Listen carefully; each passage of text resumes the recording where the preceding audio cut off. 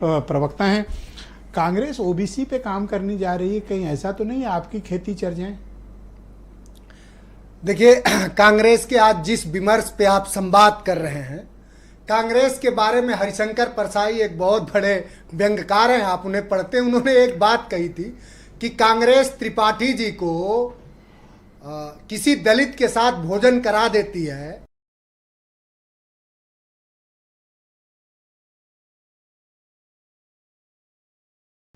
तो वही उसको सामाजिक न्याय समझती है। अब कांग्रेस पे तो ये सवाल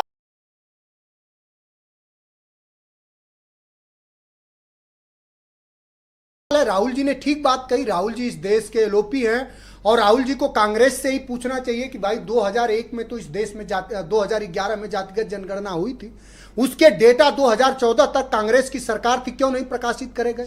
इस पिछड़ों का मंडल कमीशन कब बना? मंडल कमीशन इस देश में 1978 में बना और लागू कब हुआ? 90 में लागू हुआ। इतने दिनों तक मंडल कमीशन की रिपोर्ट किसने दबा के रखी थी? और मंडल कमीशन का रिपोर्ट अगर लागू भी हुआ, बीपी सिंह ने लागू करा, तो 2014 तक कांग्रेस की भी सरकार थी। हमारे नेता, श्रद्धेय नेताजी, माननीय राष्ट्रीय अध्यक्ष जी और जितने सामाजिक न्याय और समता को मानने वाले नेता हैं, उन नेताओं ने लगातार ये कहा कि मंडल कमीशन की जो 42 संस्तुतियां हैं साहब, उसमें से सिर्फ 2 ही संस्तुतियां लागू हैं, एक सरकारी नौकरियों में और एक शैक्षणिक संस्थानों में। वो भी शैक्षणिक संस्थानों में आप देख ही रहे हैं कि 45 के 45 केंद्रीय विश्वविद्यालयों में देश के दलितों पिछड़ों का एक भी उनके वर्ग का कोई व्यक्ति प्रतिनिधित्व नहीं कर रहा। अब जो बात आई है, जो अखिलेश यादव जी जो बात कर रहे हैं, जो बिहार के जगदेव बाबू कभी कहते थे कि 100 में 90 शोषित है, शोषित भाग हमारा है, 10 का शासन 90 पर नहीं चलेगा, नहीं चलेगा, धन और धरती राजपाट अब बंट के रहेगा। ओके, कुछ क्वेश्चन आंसर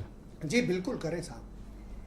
आप जिस तरह की भाषा का और जैसे आरोपों का इस्तेमाल डिबेट में कर रहे हैं जी, उससे बिल्कुल स्पष्ट है और मुझे कुछ कहने की भी जरूरत नहीं है। ऐसा लगता है कि कांग्रेस आपकी दुश्मन नंबर 1 है, बीजेपी का नंबर उसके बाद आता है। और मेरे दर्शकों को इस बात को मानने में कोई गुरेज नहीं है। देखिए, आपके दर्शक बहुत समझदार हैं और आप बहुत प्रबुद्ध हैं। जो जैसा किया है उसको वैसा सुनना पड़ेगा। कांग्रेस ने पाप किया है इस देश में, निश्चित रूप पाप किया है। कांग्रेस ने उसी सदन में इस देश के उस समय के, मुझे पूरा याद है कि देश के वित्त मंत्री प्रणव दा थे और नेताजी और लगातार शरद जी और रामविलास पासवान जी, जितने समाजवादी नेता थे हमारे राष्ट्रीय, लगातार बीजेपी को जरूरत ही नहीं है जातिगत जनगणना के आंकड़े वो करिए और नहीं करा। और 2018 में बीजेपी के राज में सुन लीजिए। नेक्स्ट एक क्वेश्चन सर, एक ले लीजिए, आप ले लीजिए। जी जी जी। जिसने इतना बड़ा पाप ओबीसी के साथ किया, ओबीसी के साथ, उनसे गले मिल रहे हो?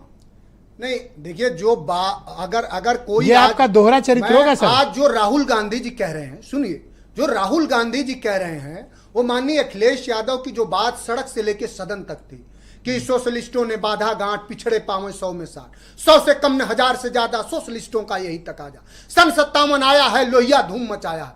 तो जो समता की, जो हर तरह के समता की, सामाजिक, आर्थिक, राजनीतिक, शासकीय, तो अब एक सवाल और क्लियर कर दीजिए। एक सवाल सर, एक सवाल आप मेरे पूरा एक सवाल सर पूरा हो जाए। अरे 10 सवाल पूछिए, आप पूछिए। कांग्रेस ओबीसी विरोधी है? मैं ये नहीं कहता, ये आंकड़े तो क्या नहीं कहे हो? जो मैं मैं कह रहा हूं, मैं नहीं कह रहा हूं, पार्टी कह रही है, मेरा कोई वो नहीं है। मैं पूछ रहा हूं कि समाजवादी पार्टी जो बात कह रही है, समाजवादी पार्टी इतनी गाली कांग्रेस को, जो राष्ट्रीय अध्यक्ष जी ने कहा है, इतनी गाली दी आपने कांग्रेस को? अरे क्या बात कर रहे हैं, इतनी गालियां मैंने तो कभी सिंह ने तो मेहरबानी की, मैं तो संसदीय बातों का इस तरह का तो अरे गाली देना ही समर्थक ही नहीं रहे। सच कहना, अगर सच कहना बगावत है और अगर गाली है तो आप उसे गाली ना समझे। कैसे बर्दाश्त करे कांग्रेस में? तो मुझे तो सहानुभूति हो गई। कह के खत्म कितनी गालियां दी देश में जो माननीय अखिलेश यादव जी ने बात जो कही है कि अब 10 का शासन 90 पर नहीं चलेगा, नहीं चलेगा, अब 90 को सामाजिक, आर्थिक, राजनीतिक, हर तरह की न्याय दिलाने की जो अवधारणा है, वही पीडीए की अवधारणा। Thank you sir. Arun Raj